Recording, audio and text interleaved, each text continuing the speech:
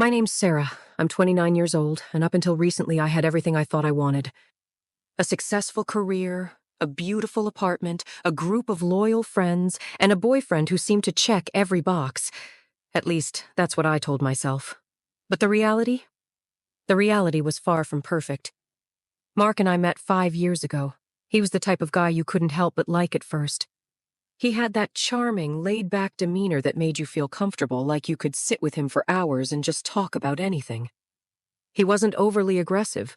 He wasn't domineering. And he wasn't trying to impress anyone. He was just easy to be with. At first, I admired that about him. I didn't need someone who would always be the center of attention.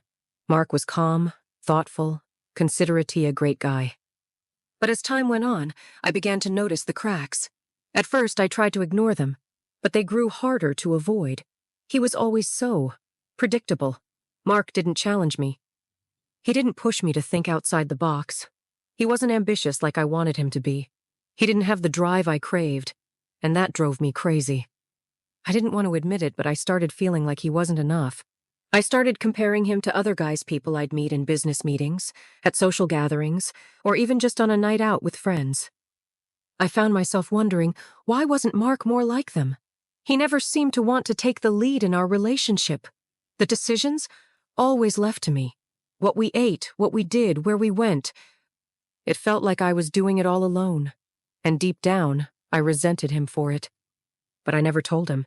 Not until that night. We were having dinner at home, just like we did every Wednesday. But that night, everything felt off. The food was fine, the wine was good, and the apartment was quiet.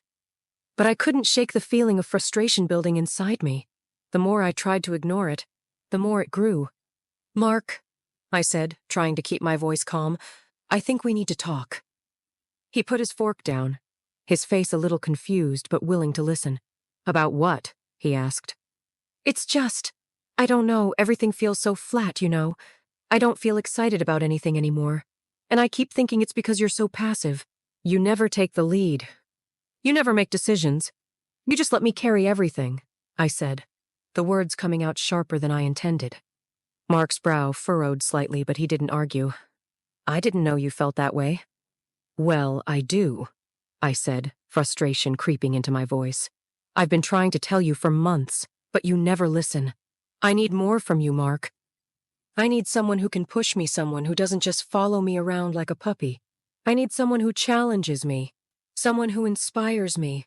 But you're just comfortable." And honestly, I'm tired of it.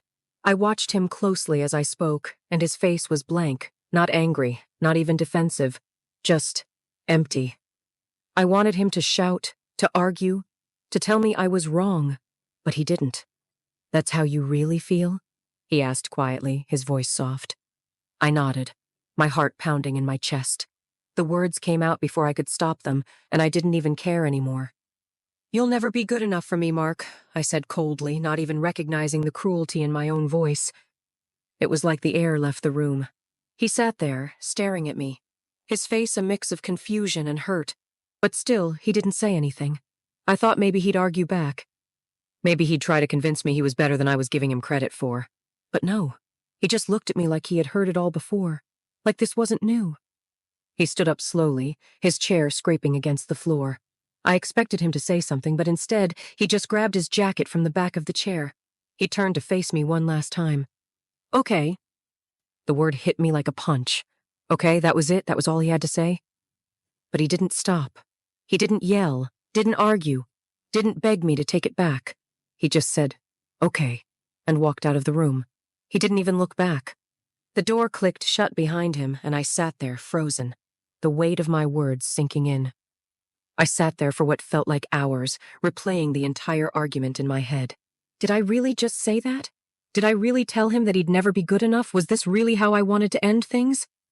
But it was too late for second thoughts. He was gone. I tried calling him, texting him. I left messages saying I was sorry, that I didn't mean it, that I was just angry. But he never responded. Not that night, not the next day. And by the time a week passed, I was beginning to realize just how final this was. I spent my days in a haze of regret, constantly checking my phone, hoping for a text or a call, but there was nothing. just silence. That's when it hit me. I had destroyed everything.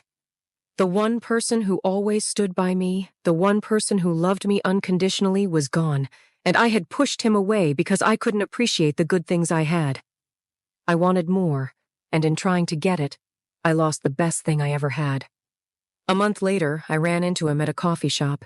He was with a group of friends, looking happy like nothing had ever happened. He didn't even see me at first. And when our eyes met, he didn't smile. He didn't even acknowledge me. He just nodded, said hey, and turned back to his group. That's when I realized he was gone for good. And this time, there was no turning back.